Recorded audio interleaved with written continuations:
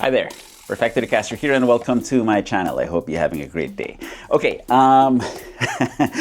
we are going to build something today. So if you take a look at my pedal board down here,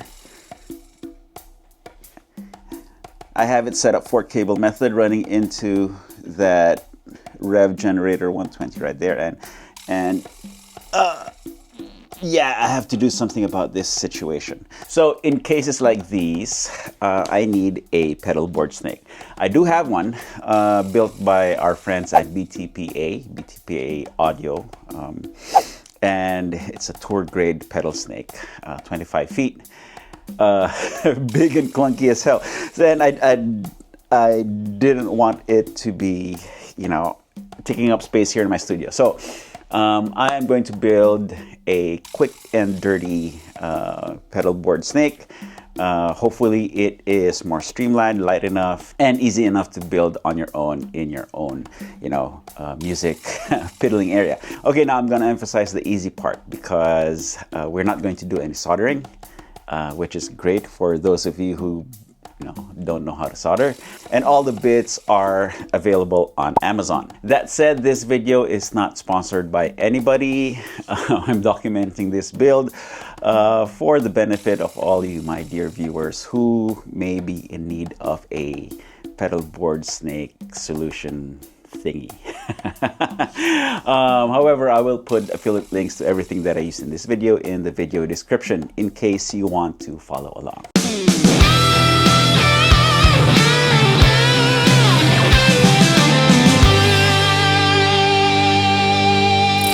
Okay, so let's check out the stuff. So first we need cables, and I went with these pedal board cables right here, and these are solderless. I can't even say it right. And these are solderless patch cables, meant for building your own custom-built patch cables for your pedal board. However, we're not going to do any cutting. We are going to use the entire length of these. These are 12-foot cables, and I got these in different colors. That way I can assign one color to a specific task. So I will use black for the return. I will use purple for the amp input, and I will use orange for the send.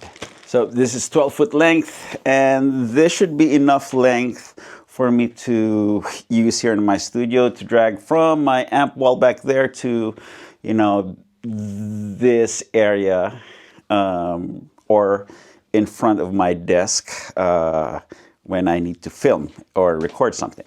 I'm just gonna unwrap everything. And there's the orange one. Now, I chose pedal board patch cables because they are nice and skinny. If I had a choice, I would have chosen the George L cables, but they can get pricey, so Amazon, here I went. Okay, so they seem to be roughly the same lengths. Okay, hold on. I forgot something. I'll be right back. Okay, and we're back. I forgot my sharp cable cutter from Stu Mac, because when you're dealing with pedal board cables or patch cables like this, you want a nice sharp cutter to make a clean cut at the ends. Okay, you don't want to crush the cable with a dull, pair of cutters. And I'm just going to clean up the ends. That way the solderless plugs will have something nice and, neat to attach to. Okay, so this is roughly around the same length, and I'm just gonna go. Okay, and then go to the other end. Aha. Okay, just even them out.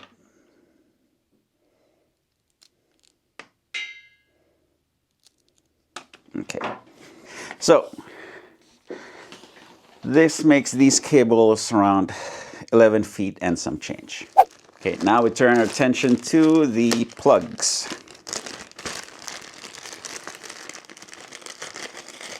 I'm gonna move you guys right here.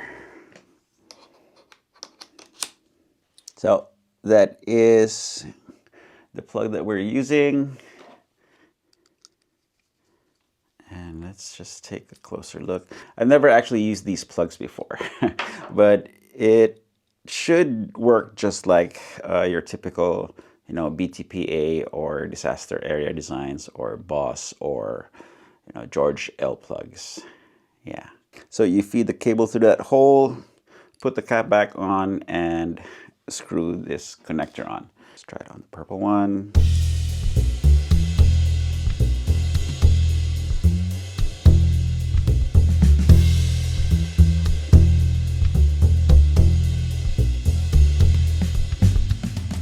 And the key to building successful solderless patch cables is to not screw this in really tight. Okay, so you just want to screw it in enough for it to puncture the cable sleeve, but not too much where you end up actually cutting the wires underneath the shielding.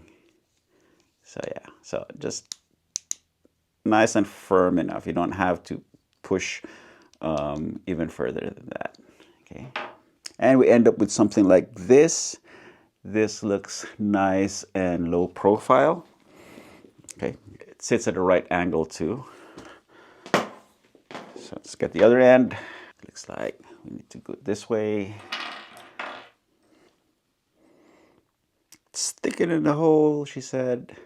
Let's get back on and screw it in, she said. Okay, now that we have both ends on, we gotta test the cable. I don't have my cable tester handy, but I do have this Quilter Aviator 50, and we'll just use that.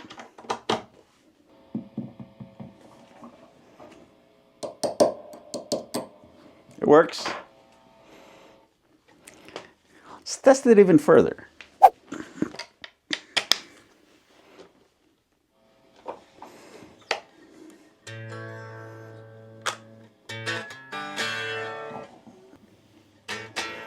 I guess it doesn't work. Hold on, what did I do wrong?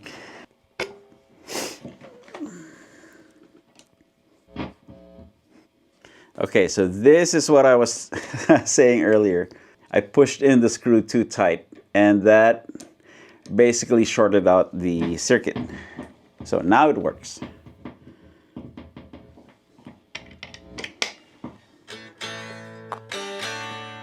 Okay, that was a fail. Let's do it again. So this is where the initial screw point was. I'm gonna cut that off. Maybe I'll use this as a straight jack instead of putting on the right angle cap. Okay, so okay, push it in.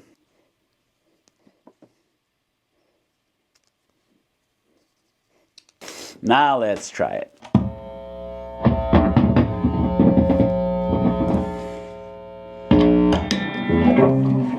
There we go.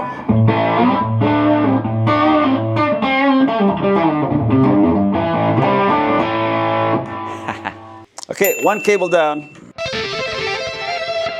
Okay, I'm just doing this so that this is the length that I cut off the purple cable, and I'm cutting off the same length on the other cables. That way they're roughly, the same length. There you go. Okay. In hindsight, I should have disassembled these these plugs before filming the video. So anyway, enjoy some time lapse of this tedious task.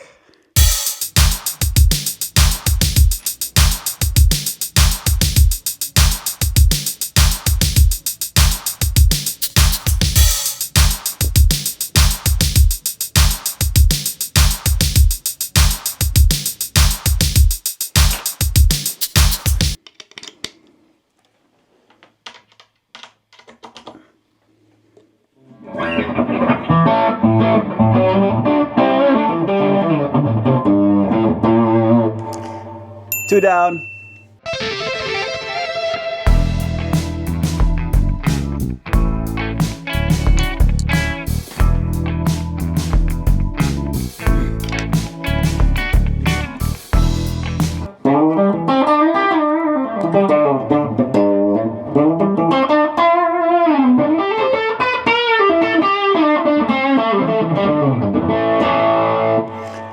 Okay, 3 down. I need to do something about this situation right here. So, being solderless, if I pull on the cable, that will loosen the connection over time. I didn't account for that when I bought the plugs, because ideally we would have this sleeve right here and I would pull on this to take the cable out. However, these covers make these plugs right angle only, so it will not work. Okay, I'll be right back. Okay, I'm back. So, the solution to this issue are heat shrink tubings. This way, we secure the cable to the jack itself, and whenever I pull on it, it will just have a more secure connection. Okay, here we go. So I don't think I need the entire length of it, so I'll just cut maybe, it's like a third, right? See, these Stumac cutters are really sharp. Okay, here we go. And these are 3/8" size. A few minutes later. Hindi kasha. Paano ba to? Okay.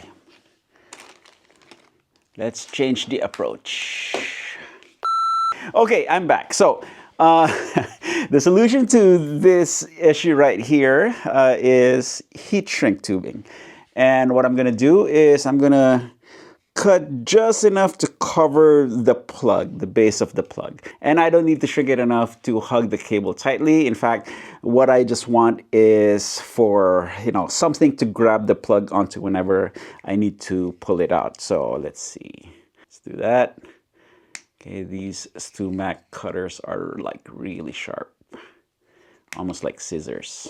Stick it on here, and this is possibly my most favorite part. Now I gotta blow this way, that way I don't melt my camera.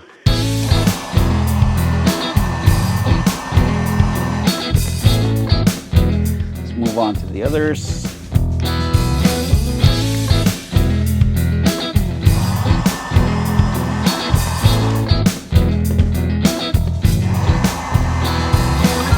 Okay, all done? Yeah, so the best part about it is if it doesn't work out, I can always just cut the heat shrink tubing off and redo these cables. Now, aside from the guitar cables, I also got I think this is a 10-foot IEC cord. That way, the snake has both power and audio lines in just one big compound cable. And this will go into the temple board audio patch bay in the back, and the other end will plug into whatever outlet is by the amp.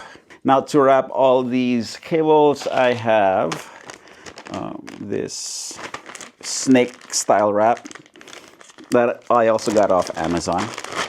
Hopefully it works. Right now it looks too wide. However, I believe this is also heat shrinkable, so I will have more fun with my heat gun in a little bit. Now, let's see. Let's figure out the length. So this is also 12 feet. However, I won't need all 12 feet. So the end that plugs into the pedal board doesn't need a lot of lead wire. So maybe that's like 6 inches or so. So I will put the cable wrap here, but on the other end, I will leave around maybe, let's see, a couple of feet length from the IEC cable. So maybe up until right here. So I will be cutting it right here. Okay, ain't got no time for measurements. Okay. Oh, so basically just 6 feet. I didn't realize it, but I just cut the snake sleeve in half, pretty much. Huh. Okay, that works. Okay, now let's thread all of these guys in. I think what I'm gonna do is I'm gonna tie one end. That way they're all slinking in through this tubing at once, all at the same time. Come on, get in there. Wonder if this is quicker if I just go one cable at a time. Okay, now it's going. There you go. It's like stuffing sausages. Almost there. Come on, almost at the end. There we go. Okay, so this is maybe just enough slack, like 6 inches or so. Okay, now I'm not gonna shrink the entire snake sleeve because, well, I don't know. I'm kind of thinking that the cables need room to move while they're in there. But, you know, later on, if I decide to, then there is always that option. But for now, I'm just going to, you know, stay on the side of caution. Let's do this. I'm just going to hit this part. That way it is tight coming out of the sleeve. And then we'll cross that bridge when we get there. Woo! Okay, there you go. That's one end. Now let's go on to the other end. One thing I did forget to do is I should have cleaned up these fibers by heating them up. But, you know, we're already here.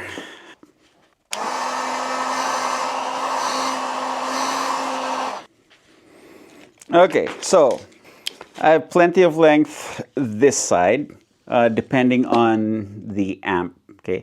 Because these would need to go to the back for the effect send and return. This would need to go to the front of the amp. And then the IEC cable has plenty of slack to go to wherever the power is. Now, I may have overdone it. It feels too long. However, if I decide to redo it, I can always just cut the cable short and redo the solderless plugs. So, yeah. Okay, let's try it out. Okay, I decided to shrink the tubing just a little bit.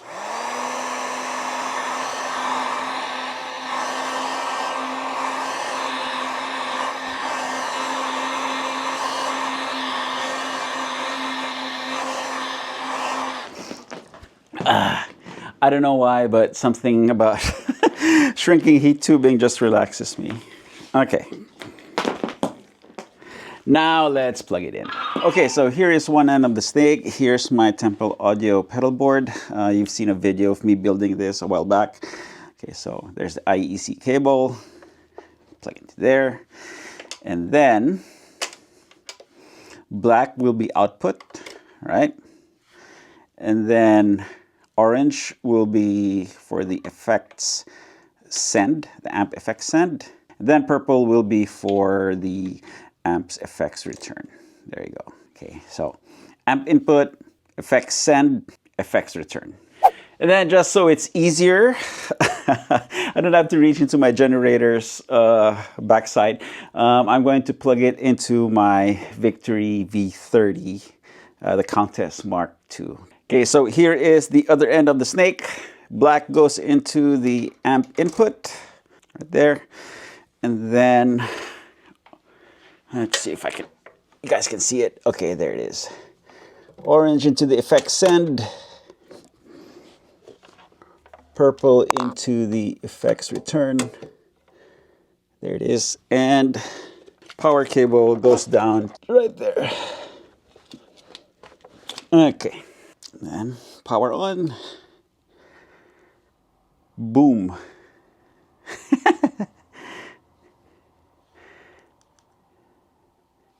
Well, at least that part works. Okay, let me grab a guitar. Okay, this just arrived. This is the new Anderson Wolfhound. There will be a video forthcoming on this beauty very soon. Actually just unboxed it. So, there you go. So with the Temple audio board, if you haven't seen that video, all the connections are here on the side. So guitar goes into the input, this goes into the amp input, right?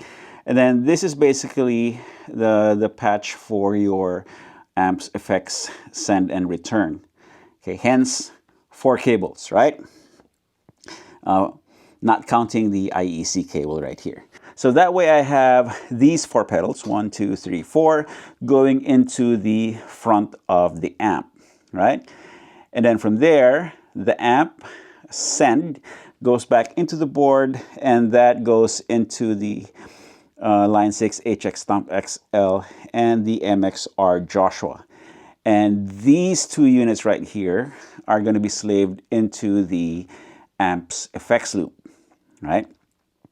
This way, even if I use the amp's onboard gain or distortion channel, then I will still have pristine modulations or delays and reverbs or whatever effects I put in the amp's FX loop.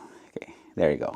Then I'll have my boosts, my fuzz, all going into the proper spot in the signal chain. Okay, here we go. So, let's see if it works.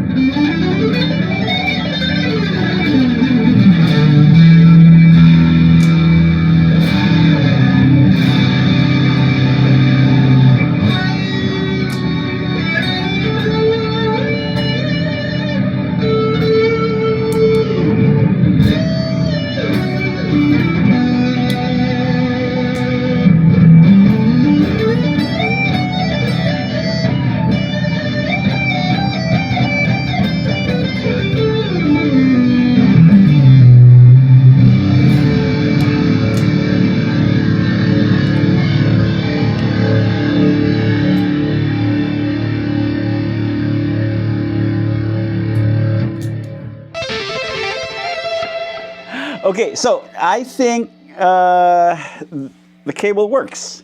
So let me grab you guys. Turn it around. Yeah, so there it is. Just don't mind that mess, but you can see it's just one cable going to the guitar and one big snake going to the amp over there. Anyway, so that's it for this video. I hope this gave you some food for thought. If you want to build your own pedal board snake cable situation thingy. Again, this is not a sponsored video, but I will have all the affiliate links to everything I used in this video in the video description. So please use these links to go shopping and help us keep making these videos for everybody to enjoy. Thank you so much. Okay, you've reached the end card. Click on that video to go watch it. YouTube thinks you're gonna like it. Then go grab your guitar and play something. You all know the drill. Practice makes perfecto. Cheers, guys.